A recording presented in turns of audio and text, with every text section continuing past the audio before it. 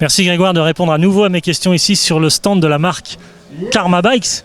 On va parler de ce VTT à assistance électrique, le FS, donc full suspendu, tout suspendu.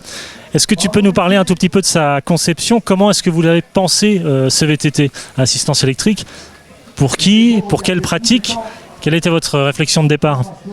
Alors à la base, on voulait un produit avec une base simple, un VTT joueur, maniable, puissant et précis. Donc ça c'était juste la baseline initiale pour le concevoir. Donc pour répondre à tout ça, il a fallu en faire un full suspendu compact, malgré la partie électrique. Pour le rendre puissant, d'où le choix du moteur E8000 de Shimano Steps. Et ensuite, pour le rendre ce côté maniable, etc., on a choisi de faire un sloping très marqué. Les bases courtes, comme je venais de le dire. Et on a tout passé en boost pour l'aspect précision. 148 arrière.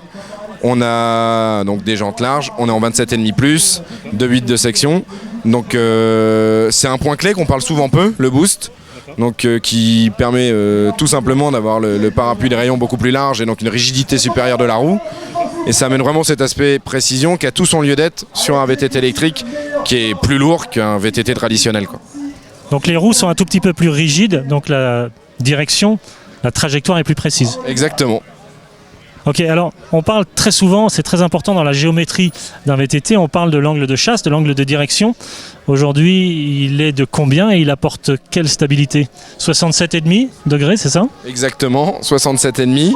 Donc c'est toujours le jeu. Donc la règle est simple, hein, on n'a pas 36 solutions. Il ne faut pas trop l'ouvrir, sinon on va avoir quelque chose de plus tellement maniable. Plus vous allez le fermer, à l'inverse, le moindre ressenti sur le guidon et vous allez braquer, et donc on appelle de la stabilité.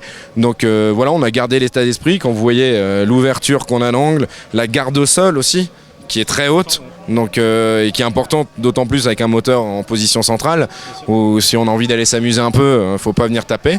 Donc voilà, c'est cet ensemble qui répond à notre base initiale tout bonnement. Ok, alors là on a un angle qui est relativement ouvert, qui apporte de la stabilité. Et pour contrecarrer un petit peu cette stabilité, on a un cintre qui est très large, avec une potence qui est très courte. Et c'est un choix également de faire un poste de pilotage qui était relativement haut. Oui, tout à fait. Et après, alors entre guillemets, un puriste va avoir tendance à dire quelque part l'inverse, d'être plutôt sur un poste bas. On le voit notamment sur le vélo de Miguel Martinez. On a l'assise très haute et par contre l'avant au plus bas possible. On a pu finalement ce même besoin d'une part par rapport à l'assistance électrique, ça c'est un fait. On est plutôt à vouloir être plus bas, avoir de l'accroche.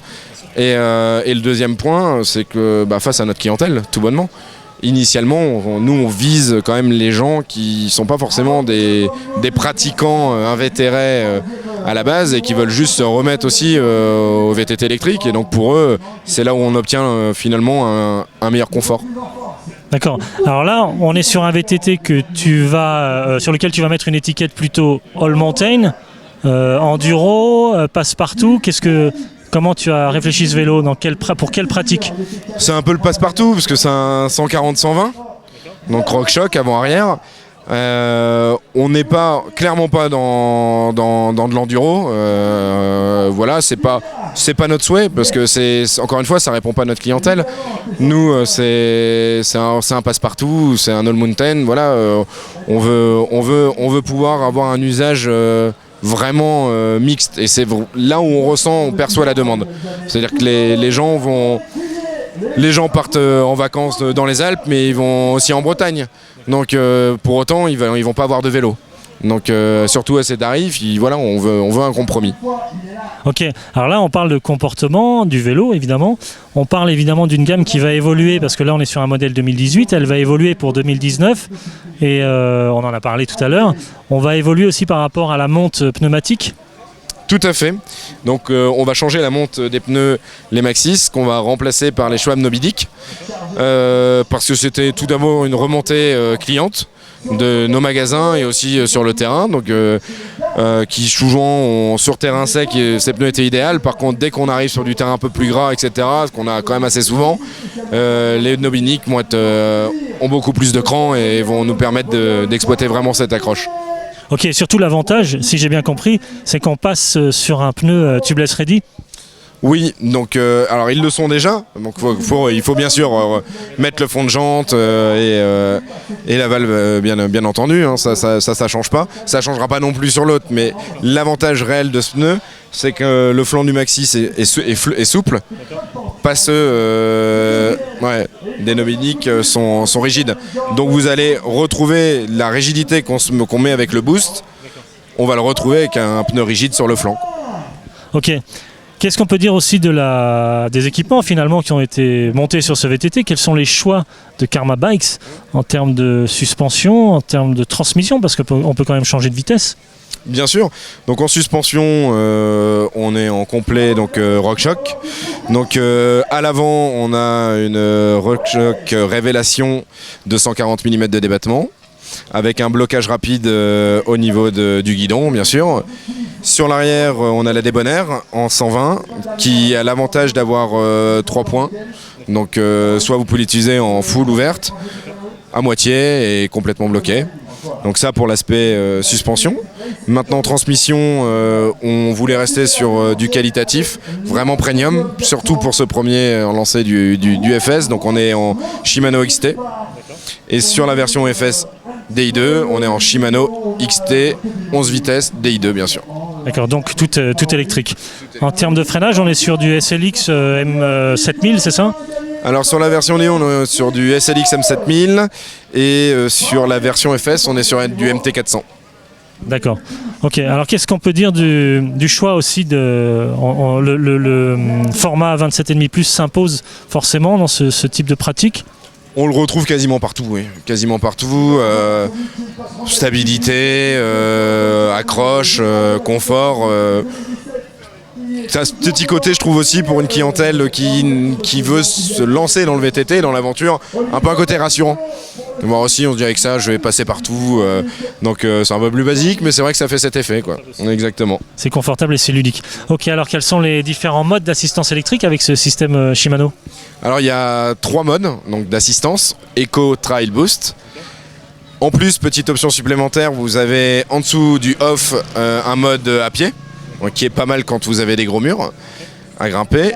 Et enfin, on peut venir à l'aide de son smartphone paramétrer en plus le niveau trail et le niveau boost. C'est-à-dire qu'on peut créer des modes intermédiaires au sein même de ces deux niveaux d'assistance. Avec une appli, c'est ça? Avec une appli, son smartphone en Bluetooth, on se connecte, l'afficheur le détecte et on n'a plus qu'à rentrer dedans et se balader, c'est très bien fait. Ok. En termes d'autonomie, on peut rouler combien de temps avec un VTT comme celui-là? On va parler simplement dénivelé. Donc si vous êtes en mode éco et que vous avez un dénivelé positif de 800 mètres, vous allez faire à peu près 100 km. En mode trail, avec un dénivelé de 600 mètres, à peu près 75 km.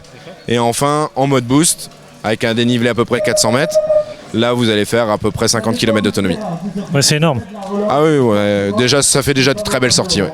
Donc si on veut faire 200 km, on prend une batterie dans le sac à dos et on peut faire 200 km. Ouais, ou on s'arrête à un bon resto en terrasse sur les pistes et puis voilà, on recharge.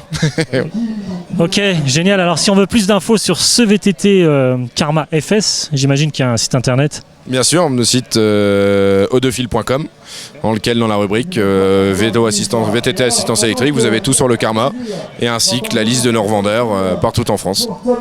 Ok, je te remercie Grégoire, merci beaucoup de m'avoir reçu à nouveau ici chez Karma Bikes. Merci beaucoup, à très bientôt. Merci à toi Maximilien, à bientôt.